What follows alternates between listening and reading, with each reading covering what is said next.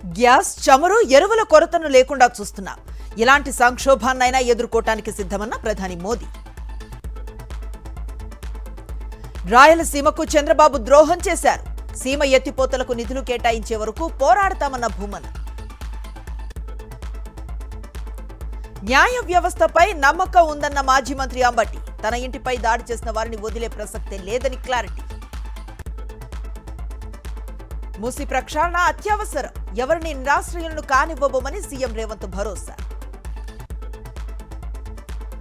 దానం స్పీకర్కు తెలంగాణ హైకోర్టు నోటీసులు. ఫిరాయింపుల కేసులో 4 వారాల్లో వివరణ ఇవ్వాలని ఆదేశం. హైడ్రాపై మరోసారి తెలంగాణ హైకోర్టు ఆగ్రహం. కోర్టుల్లో ఉన్న వివాద స్థలాలపై జోక్యం ఎందుకంటూ సీరియస్. మల్టీలెవెల్ మార్కెటింగ్ సంస్థ క్యూనైట్ పై పోలీసుల రైడ్స్. హైదరాబాద్ లో 25 బృందాలతో కొనసాగుతున్న సోదాలు. తెలంగాణ అసెంబ్లీ ముట్టడికి బీజేపీ యత్నం. 6 గ్యారంటీలు అమలు చేయాలని డిమాండ్. కేబీఆర్ పార్క్ లో వాకింగ్ చేస్తూ ఉండగా కనిపించిన నగదు. డిఎఫ్ఓకు 10,000 అందజేసిన డాక్టర్ గోవర్ధన్ రెడ్డి దంపతులు. అనకాపల్లి జిల్లా దేవరాపల్లి మండలంలో జీడి రైతుల వినూత్న నిరసన. అర్ధనగ్నంగా ఉరితాళ్లు మెడకు వేసుకుని ఆందోళన.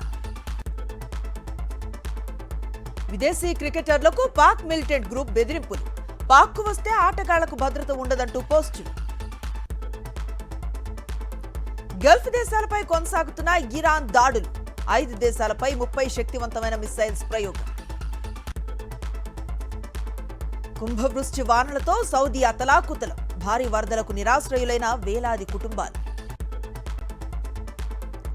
ఒక్కరోజే 10,000కు పైగా తగ్గి 1,35,000కు చేరిన 10 గ్రాముల రేట్.